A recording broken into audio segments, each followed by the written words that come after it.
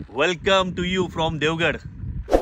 तर मित्रांनो, आता जस्ट थोड्या वेळ आधीच आलेलो आहोत आम्ही देवगडला आणि आता आम्ही ऑन द वे आहोत, घरी चाललोच आहोत आणि सध्या आम्ही वाडातर पूलवरती आहोत आणि आता थोड्याच वेळात आम्ही घरी पोहोचू आणि नंतर मग आमच्या दिवसाच्या ॲक्टिव्हिटीजना सुरुवात होणार आहे। तर मित्रांनो, हा व्हिडिओ अगदी शेवटपर्यंत पहा।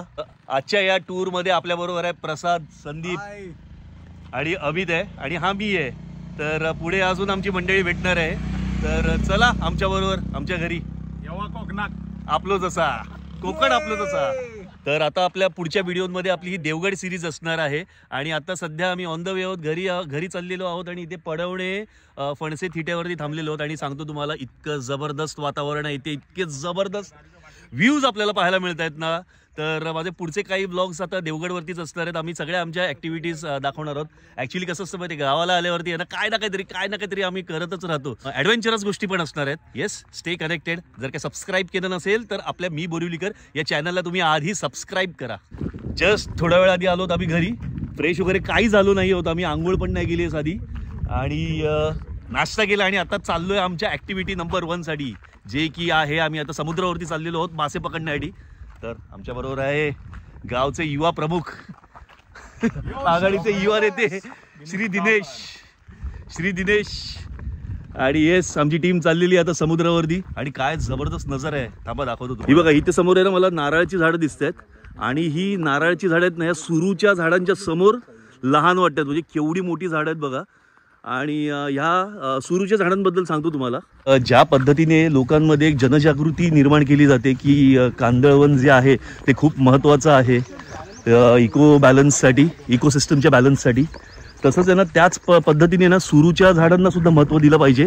कारण का सुरूची झाडं जी आहेत ती इकोसिस्टम बॅलन्स करण्यामध्ये ना खूप महत्त्वाचा रोल प्ले करतं। ते काय करतं की समुद्रातनं येणारे जे वादळी वारे जे असतात ते अडवतं, म्हणजे जे वादळी वारे जे आहेत ते गावामध्ये डायरेक्टली आले नाही पाहिजेत, मग त्याची जी स्पीड जी असते ना ती काही प्रमाणात कमी करते। आणि समुद्राच्या बाजूला ही सुरूची झाडं असल्यावरती हे बघा ना किती सावली निर्माण होते बघा। अगदी आहे ना वॉकेबल डिस्टन्सवरती आहे हा समुद्र घरापासून, 5 मिनिटं नाही झाली आम्ही समुद्रावरती आलोत आणि मला गाज ऐकायला येते समुद्राची। या दाखवतो तुम्हाला समुद्र।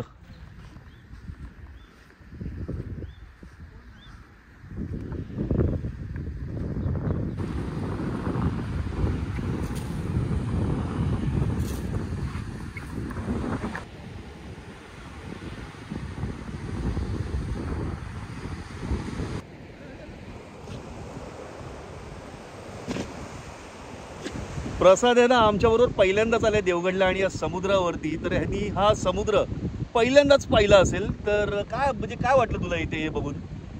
पहिली गोष्ट तर इकडचा जो समुद्र आहे एक वेगळं दृश्य आहे तुमच्या समोर, कारण का दूर पण तुम्हाला एक पण माणूस नाही दिसत आहे। दोन्ही साईडला दोन्ही टोकाला आम्ही जिकडे प्रेझेंट आहोत तेच फक्त, बाकी कोणी नाही। आणि एवढा सुंदर वारा, एवढं स्वच्छ हवा इकडे आणि पाणी तर वाहा सुंदर। फिश अच्छा, पहिला मासा ये फर्स्ट कॅच बोल, जायला लागलं काय? दिनेश आपलं काम करतोय तिकडे। दिनेशनी पाग टाकलेली आहे, पाणी बघा किती क्लिअर आहे, क्लिअर वॉटर आहे। आणि ना इथे ना बघू शकतो ना, कॅमेरा तेवढं जस्टिफाय नाही करणार आहे, इथे समोर आहे ना आम्ही बघू शकतो की समुद्राचे ना विविध रंग दिसत आहेत। म्हणजे आता इथे हिरवा दिसतोय, पुढे निळा दिसतोय मोठी आणि हा बंटी। ऍक्च्युली हा अनटच्ड समुद्र आहे, म्हणजे इथे ना कोणत्याही प्रकारचं कमर्शियलायझेशन झालेलं नाहीये आणि असं कोकणामध्ये ना भरपूर सारी अशी गावं आहेत ना जिकडे असे आहेत ना अनएक्सप्लोर्ड बीचेस आहेत आपल्याला बघायला मिळतील। तर मी तरी अशी विनंती करतो त्या गावातल्या लोकांना की हे बीचेस जे आहेत, जे अनटच आणि अनएक्सप्लोर्ड बीचेस आहेत ना ते असेच राहू देत, कारण का इथे जर का एकदा कमर्शियलायझेशन चालू झालं तर याचा ऱ्हास व्हायला वेळ लागणार नाही। चालतोय रे तो, चालतोय हर्मिट क्रॅब।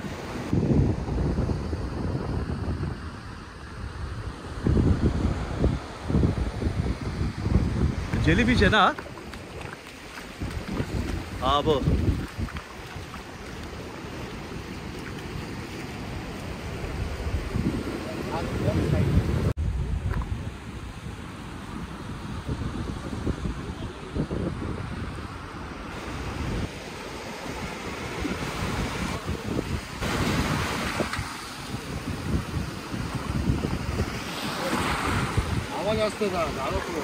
काहीतरी भेटले असं वाटतंय.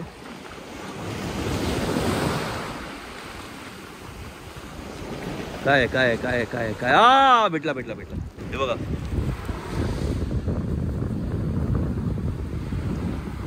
जाईल परत पाण्याबरोबर.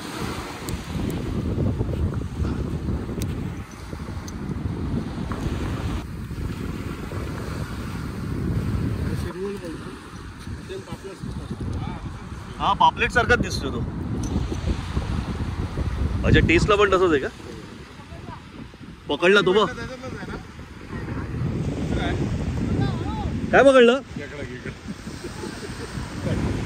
हा मागून प्रहार करतो म्हणजे असा.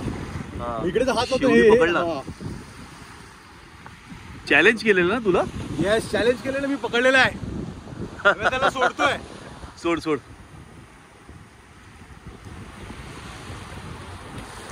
इथे समोर आहे ना मला खूप मोठा आहे ना असा थवा दिसतोय पक्षींचा. कुठले पक्षी आहेत बघूया आपण जवळ जाऊन. माझ्या मते तरी ते सीगल्स असावे. बघूया आपण जवळ जाऊन बघूया. अशा प्रकारच्या जर काही सँड आयलँड्स भेटल्या आपल्याला समुद्रामध्ये तर कोणतरी आपल्याबरोबर अनुभवी माणूस असेल ना तरच तिकडे जायचं असतं. जसं की आमच्याबरोबर आता दिनेश आहे की ज्याला पाण्याचा अंदाज आहे. कधी कधी काय होतं की हे बघा इथे अशी आयलँड असते, आयलँडवरती आपण असतो आणि सगळ्या बाजूनी पाणी भरत जातं. आपल्याला अंदाज येत नाही, आपण आपल्या धमाल मस्तीमध्ये असतो. पाणी भरल्यानंतर आता पुढे करायचं काय? एखाद्याला जर काय पोहता येत नसेल तर एवढं क्लीन आहे की मालदीव फेल आहे इकडे. म्हणजे तुम्हाला जे मालदीवला भेटतात ना ते सगळं इकडे आहे. एकदम फ्रेश वॉटर, एकदम असं क्लीन वॉटर ते पण आहे. आणि तुम्ही मागच्या साईडला बघाल तुम्ही पक्षी दिसतात, पक्ष्यांचा थवा दिसणार तुम्हाला. हे सगळ्यात बेस्ट मध्ये इकडे तुम्ही इकडून जर कॅमेरा गेला ना तुम्हाला एक फोटोजेनिक दृश्य भेटणार. मी तुम्हाला विनंती करतो तुम्ही खरंच दाखवतो व्ह्यू. येस येस दाखवणारच आपण. सबस्क्रायबरला ना तो व्ह्यू दिसू दे. हे बघा पाणी बघा कसं सर्क्युलेट होते बघा. आणि मी इथे उभा आहे म्हणजे म्हणतो ना की समुद्राचं पाणी समुद्रात खेचतंय बघा. इथून खेचतंय बघा समुद्रात. आता बघा एवढ्याच पाण्यामध्ये होत आपण. हे बघा असं इथून असं जात आहे आणि इथून असं सर्क्युलेट होऊन हे बघा इथे पुन्हा समुद्रात येतंय आपल्याला. हे जबरदस्त फ्लो आहे रे. फ्लो टेरिफिक आहे बघा. इथून येतो ना हे बघा हा जो येतो ना हा फ्लो जो आहे ना उभं राहायला होत नाही.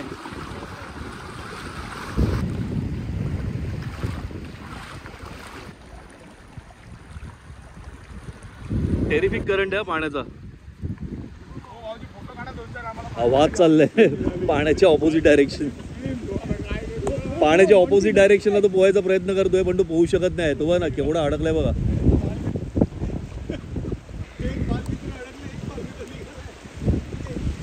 ही पोय आहे ना. पहिला फेस सगळं पहिला फेस सुळा मासा आहे का? मोठा आहे हा बऱ्यापैकी मोठा आहे.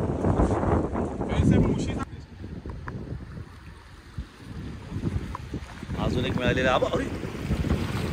किती मिळाले असे? पाण्याच्या किनारपट्टीला असतात